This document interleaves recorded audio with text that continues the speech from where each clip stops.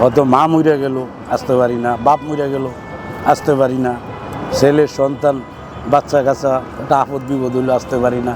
আসলে কি বিদেশটা মন চাইলে হয় না। একটা বাস ঈদের সময় ফুল মতরুজ হয়ে থাকে, একটা আনন্দ লাগে যে আমি বাড়ি যাচ্ছি। আসলে কি ওই টাইমটা ওই সময় খুব খারাপ লাগে। পার্শ্ববর্তী দেশ ইন্ডিয়ার আমার সাথে বহুত লোক আছে কাজ করে। আমি রোড কোম্পানিতে আছি কাতারে। পার্শ্ববর্তী দেশের লোকেরা 60,000 55,000 টাকা দিয়ে কিন্তু বিদেশ যায়, মাত্র 60,000 বা 55,000 হায়েস্ট। আমাদের সরকার ইচ্ছা করলে পারে, মানে আমরা ব্যক্ত সরকার লয়ে বাস করি। আমাদের দেশে কিন্তু আমাদের যে শ্রমিকের পক্ষ কে নাই। সরকার বলেন, প্রশাসন বলেন, আরও সংখ্যাস্তগুলা বলেন, এগুলো কে নাই আমাদের পাশে। যে দেশে সরকার শ্রমিকের পক্ষে থাকবে ওই দেশ অনেক উপর উঠতে যাবে। এই দেশের কে থামাইতে পারবো না। খুব ইম্পর্টেন্ট একটা কথা বলছেন। কষ্ট বলতে কষ্ট তো এখনও লাগতেছে। এখন ফ্যামিলির থেকে ত্যাগ করে 2টা মেয়ে আছে আমার, তাদেরকে ছেড়ে আনতে খুব খারাপ লাগে। বাট আমি কিন্তু একলা আছি, আমার সাথে কে আনি না।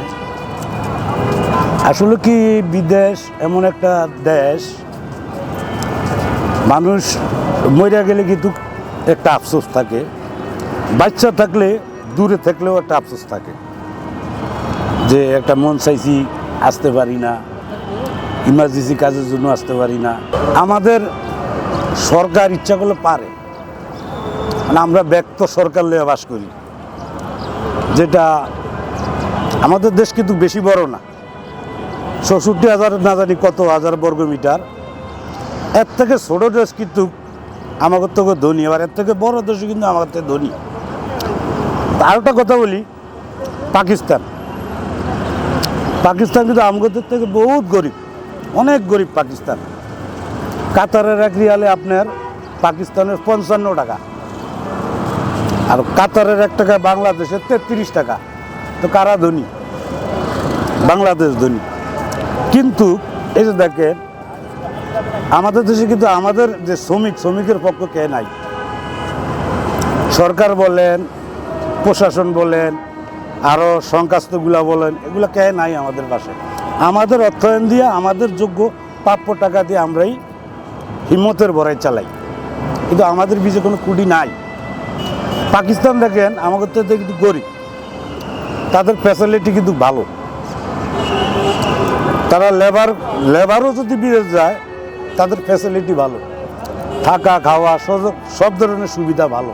কেন? তাদের সরকার জাস্টিফাইড করে যে আমি যে লোক পাঠাইছি আমার লোকেরা কি অবস্থায় আছে বা কি করে, জাস্টিফাইড করে। আমাদের দেশে কিন্তু কোনো জাস্টিফাইড করে না, যে আমরা কে জমিন বেচা যায়, কে সুদের থেকে টাকা নিয়ে কিন্তু বিদেশ যায়, কে ঘরের বিটাও বেচে বিদেশ যায়। ওনার টাকা দিয়ে উনি বিদেশ যাইতেছে, কিন্তু তারপরও আমাদের দেশে কোনো ফ্যাসিলিটি নাই। যে দেশে সরকার শ্রমিকের পক্ষে থাকবে ওই দেশ অনেক উপর উঠতে যাবে। এই দেশের কে থামাইতে পারবো না। তো ভালো একটা সরকার আসুক, এটা আমরা সবাই চাই। শ্রমিকের পক্ষে কথা বলুক, দেখবেন দেশ পিছিয়ে থাকবে না। ধন্যবাদ আপনাদের। আমার নাম মোহাম্মদ সালাউদ্দিন জলিল, আমার হোম ডিস্ট্রিক্ট হয়েছে লক্ষ্মীপুর কমলনগর। ধন্যবাদ। পার্শ্ববর্তী দেশ ইন্ডিয়ার আমার সাথে বহুত লোক আছে কাজ করে। আমি রোড কোম্পানিতে আছি কাতারে। পার্শ্ববর্তী দেশের লোকেরা 60,000 55,000 টাকা দিয়ে কিন্তু বিদেশ যায়, মাত্র 60,000 বা 55,000 হায়েস্ট। আমাকে পার্শ্ববর্তী দেশ, এই যে আমি গেছি 2015-তে গেছি কাতার। 2015-তে যেসব যাই আমার থেকে 4.5 লাখ টাকা নিচ্ছে। কেন? তারপরও আমরা যাচ্ছি। এখন দেখলাম যে এয়ারপোর্টও একটু ফ্যাসিলিটি ভালো দিতেছে, যা ভালো লাগতেছে। এই জিনিসটা কিন্তু আগে ছিল না। এখন কিন্তু এয়ারপোর্টের ভিতরেও মোটামুটি আগের তুলনায় এখন ভালো পরিবেশ সৃষ্টি করছে। আসলে কি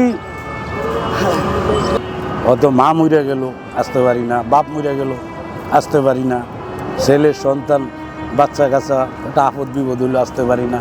আসলে কি বিদেশটা মন চাইলে হয় না, আসা যায় না। তো অনেক কিছু ত্যাগ কইরা অনেক ওই যে আসলে অনেকে বলে যে যারা বিদেশ থাকে তারা লাইফ নষ্ট করে ফেলে।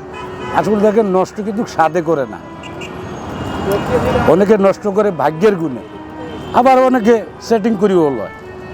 তো কষ্ট বলতে কি, যে সময় একটা ঈদ আসে আমাদের বাংলাদেশে দেখছি আমরা ট্রেন মতুরস করে কিন্তু ঢাকার থেকে বাড়িতে যায়, একটা আনন্দ লাগে।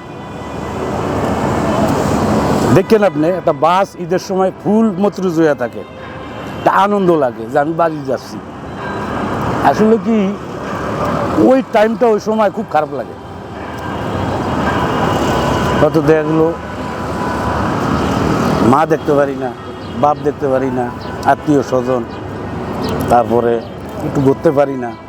হয়তো বিদেশের জীবনটা এমন একটা জীবন, জেল মনে করেন একটা জেল। হয়তো আমাদের একটা ছুটি মুটি আসলে হয়তো মন চাইছে কতদূর বাইরে গেলাম, একটু ঘুরলাম, ভালো লাগলো, কিন্তু পয়সা যতক্ষণ আছে ঘোরা এতক্ষণ আছে, পয়সা নেই ঘোরা নেই। তো দেখা গেলো যারা কোম্পানিতে যায় তারা একটু ফ্যাসিলিটিতে থাকে, যারা ফ্রি ভিসায় কাজ করে তারাও একটু বিভিন্ন পদে থাকে। যাই হোক, তো বিদেশটা আসলে সবচেয়ে খারাপ লাগে ঈদের মৌসুমটা আসলে, ঈদের সিজনটা আসলে খুব খারাপ লাগে। মানে ওই সময় আপনার খুব খুব মানে অনেক অনেক মানুষ কিন্তু আপনারা স্টক করিয়া ফেলে, শোকে কষ্টে মায়ায়, এই আর কি বিদেশের গল্প, এই আর কি। এই যে দেখেন আজকে সকালে আসছি কেরা আনি না, আমি একলাই আসছি, বাড়ি হইল লক্ষ্মীপুর নোয়াখালী।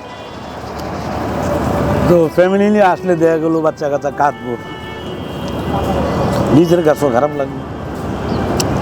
আসলে কষ্টটা কিন্তু দেশের ভালোবাসার জন্য করি, ফ্যামিলির ভালোবাসার জন্য করি, ফ্যামিলির একটু সাপোর্ট দিতেছি, 2 পয়সা ইনকাম বেশি করতেছি, এটার কারণে হয়তো প্রবাস, আর কিচ্ছু না।